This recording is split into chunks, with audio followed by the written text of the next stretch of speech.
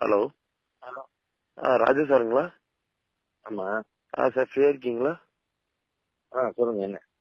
Sir இந்த இவரு மேட்டரை பத்தி பேசலாம் தான் கால் பண்ணேன். நீங்க ஏதோ ஷோல இருக்கீங்க, நீங்க அப்புறமேட்டு கூப்பிட சொன்னீங்க.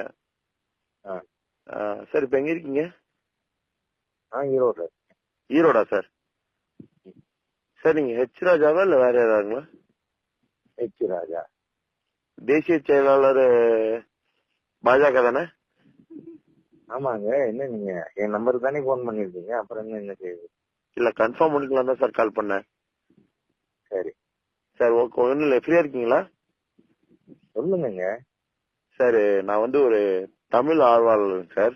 ஒன்றும் இல்லை, இப்போ இந்த திருமுருகன் காந்தியை வந்து குண்டர் சட்டத்தில் அரெஸ்ட் பண்ணிருக்காங்க. நீங்க வந்து அது சரின்னு சொல்லிட்டு ட்விட்டர்ல வந்து அப்டேட் பண்ணிருக்கீங்க.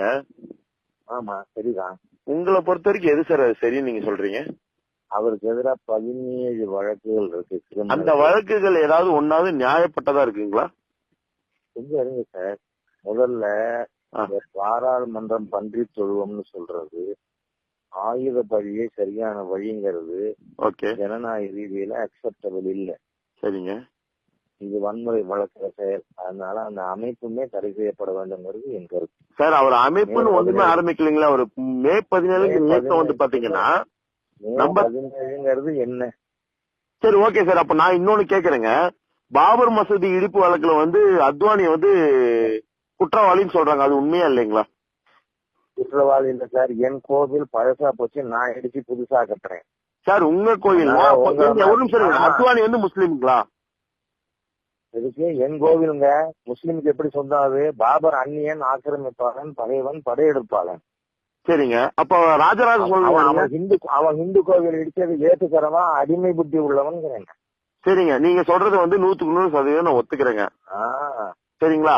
அதே மாதிரி விக்டோரியா மகாராணி பிறந்த நாளுக்கு லட்டு டிஸ்ட்ரிபியூட் பண்ற மாதிரி அது. சரிங்க. இப்போ இதே இந்தியாவுல, இதே தமிழ்நாட்டுல ரம்ஜானுக்கு பிரியாணி கொடுத்தா வாங்கி திங்காத இந்து இல்லன்னு நீங்க சொல்றீங்களா? நிச்சயமா சொல்லுவேன். இல்லன்னு நீங்க சொல்றீங்களா? நிச்சயமா சொல்லுவேன். அவன் ஹிந்து இல்லைன்னு. காரணம், ஹிந்து கோவில் பிரசாதத்தை முஸ்லீம் ஏத்துக்க மாட்டாருல்ல. யாரு சார் சொல்ல ஏத்துக்க மாட்டாரு? ஏன் தெருவுல ஏன் கூட ஏன் ஒன்னா என் நண்பன் இந்து முஸ்லீமும் பொங்கல் திம்பா சார்?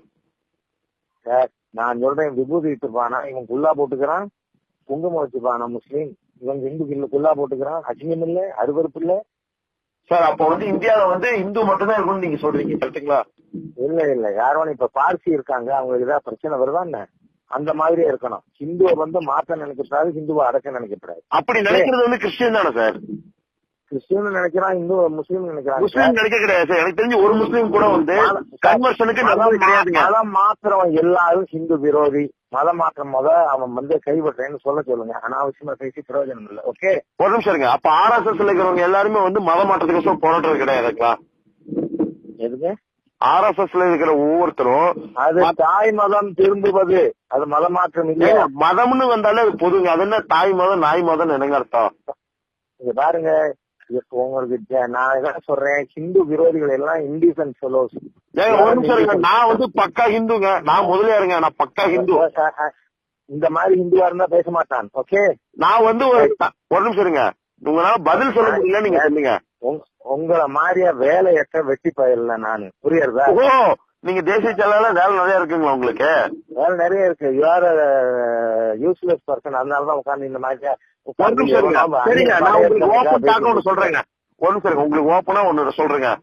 நீங்க உண்மையாலுமே இவ்வளவு தெளிவட்ட உள்ள ஒரு ஆளா இருந்தா, நான் நாளைக்கு காலையில 11 மணிக்கு நேரம் உங்களுடைய அரங்கத்துல வந்து உங்களை நான் பாக்குறேன். சரிங்களா?